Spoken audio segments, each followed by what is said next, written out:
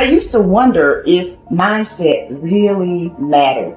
I thought that success was all about talent and skill set, but I came to realize that someone who is great at what they do can quickly be bypassed by someone who is less talented but more confident.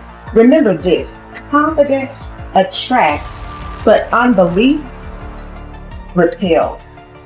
So if you have a mindset that you are average or that you never get great opportunities, without realizing it, you are creating your reality. Many of the people you look up to, they are not super smart or super talented. You are just as smart and talented as they are. They just latched onto their dream and developed the mental fortitude necessary to keep going when they were feeling the frustration that you might be feeling right now. A belief can create the disease as much as a belief can create the healing. And I go, so the significance of this is profound because nobody talks about the negative belief. And I go, negative beliefs are powerful. It's called nocebo, as you mentioned. And as I said, they can cause any disease and they can kill you. Just because you believe you're going to die, you can die just from the belief. We always have to update our versions about reality because it's the only way that we adapt. Don't believe everything you've read or heard. It just may not be the truth. There's always a greater truth that you and I can begin to investigate. Surely someone in eternity has had similar problems as you and I, and they've gotten beyond it. Yes or no? So study that person. You want to be wealthy? Study wealthy people. Don't just have some panacea that you're just going to get wealthy.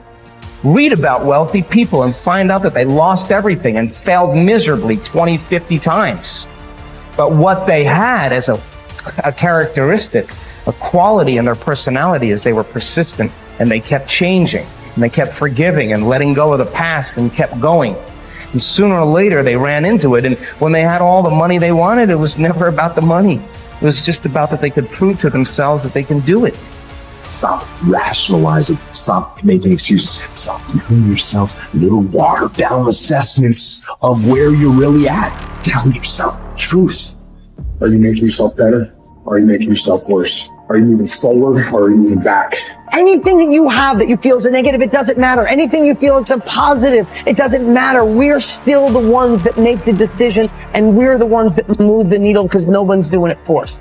We want to change the world, we decide we're going to change it. We want to change the economy in our home, we have to decide. We want to change the amount of time we spend with family or live into our true purpose or be the woman or God or man God designed us to be. No one else is doing it for us. But what we can do is what you're doing. Gain capabilities from people who've already been there. Be a part of a group bigger than yourself. You already got the capabilities. You're already a part of a group bigger than yourself. You already got the support of this amazing family.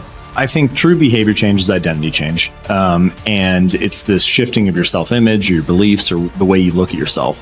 Because it's one thing to say that I want this, and something very different to say I am this. So people walk around with beliefs like that all the time. I'm not a language learner. I'm not good at math. I'm terrible with directions. I'm not good at remembering someone's name. Yeah. And once you have those type of, once you adopt that identity, it becomes very easy to just reinforce that over and over again. And so these three levels that you mentioned, outcomes, process, and identity, all three matter. But I think the key is that you want the direction of change to be in the right way, the right arrow. So if you start with the outcomes, if you start with the result, then you're like, oh, I really want this thing, and here's my plan for getting it. And most people just never think about the identity that comes underneath that. Like they think, I want to lose weight or I want to be skinny. And if I follow this diet, then I'll be skinny. And then they don't really give any thought to the beliefs behind their behavior. But if you start the other way around, if you start at the identity, you say, all right, who's the type of person that could lose weight? Well, maybe it's the type of person who doesn't miss workouts. Then you start with that identity. You say, okay, I want to become the type of person who doesn't miss workouts. Here are the habits I need to build. And then whatever results come, just come naturally. So most people focus on the results and build a plan and let the identity come naturally, but that rarely works because their beliefs like conflict with your actions. But if you start with the identity and build the habits to reinforce that, then the results just come on their own. You are quite capable, and I don't even know what you earn, but I do know this. You can turn your annual income into a monthly income. You're very capable of doing that. Now, you may think that I'm exaggerating. You can't exaggerate when you start talking about the potential of a human being. Stop and take a look at the way we communicate today. I remember when I was a kid when I saw the first television set. If anybody had told me at that time it was black and white, it was snow, and somebody would appear on the screen, then they'd go away again. If somebody had said, listen, in your lifetime, you'll be able to put one on your wrist, self-contained in living color. Somebody can shoot something going on the other side of the world. You can watch the Olympics on your wrist. You'd have thought they were right out of their mind, but all that's going on. In fact, that's nothing today compared to what we're capable of doing. You stick a little camera on our computer and look at the other person and talk to them anywhere in the world. Doesn't even cost you a nickel. Are we moving ahead? I think we're moving ahead at a rapid rate. But I'm going to tell you something. The people that are taking this there are not letting the paradigm stop them. And I don't want you to let the paradigm stop you. I want you to stop and think of where you're going and what you're doing. And when you go to break out of the paradigm, it's because you're using a bigger idea than what you're conditioned to. Now, remember I said that conditioning is cause you to feel comfortable. It's only when you go to change the conditioning that you feel the discomfort. And when you get emotionally involved with it, you can be thinking of the change until you internalize it, nothing happens. But the second you internalize it, everything goes haywire. Why? You're dealing with the central nervous system. You're messing with the paradigm. You've heard the saying, habits die hard. Well, you put 1,000,000 of them together and see what happens. Yet it's like a wall. And you bounce off that wall, and you'll go back and live in your conformed or, state of bondage and justify why you should stay there. Don't let that happen. Absolutely refuse to let that happen. If you've got an inspiration to move, to quit your job, to start a business, whatever you want to do, step out and do it. I mentioned in another series that God's gift to us was more talent and ability than we'll ever hope to use in our lifetime. And our gift to God is to develop as much of that talent and ability as we can in this lifetime. The future belongs to the risk takers, not the security seekers. Life is perverse in the sense that the more you seek security, the less of it you have. But the more you seek opportunity, the more likely it is that you will achieve the security that you desire. Whenever you feel fear or anxiety, and you need to bolster your courage to persist in the face of obstacles and setbacks, switch your attention to your goals. Create a clear mental picture of the person that you would like to be, performing the way you would like to perform. There is nothing wrong with thoughts of fear as long as you temper them with thoughts of courage and self-reliance. Whatever you dwell upon grows, so be careful. And this brings us to a very important mental principle called the law of accumulation. The application of this law is a fundamental reason for success in every field, including yours.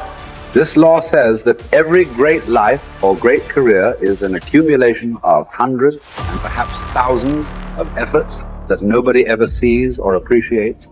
Great success is the result of countless hours, maybe even months and years, of preparation and hard work toward the goal of becoming very good at what you are doing. This law of accumulation says that life is very much like a balance sheet, with both credits and debits. Every time you do something positive to enhance your abilities and to improve your life, you get a credit on the credit side of your ledger.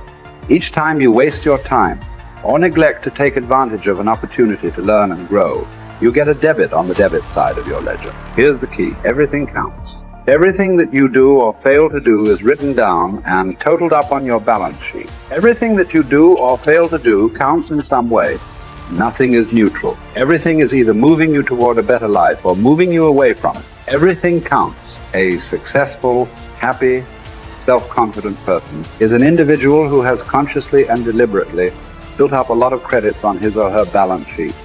An unhappy, negative, or insecure person is a person who has a lot of debits on his or her balance sheet, because the only things that count are your actions. It seems that every positive and constructive action you engage in adds up and increases your levels of self-confidence and self-esteem. The law of incremental improvement, perhaps the most important corollary of the law of accumulation, is what is called the law of incremental improvement. This is really the law that explains how you move from wherever you are to the top of your field. This is the law that explains all great success in America or anywhere else in the world. This law simply states that a person becomes good at his or her chosen field by improving incrementally, continuously, over a long period of time.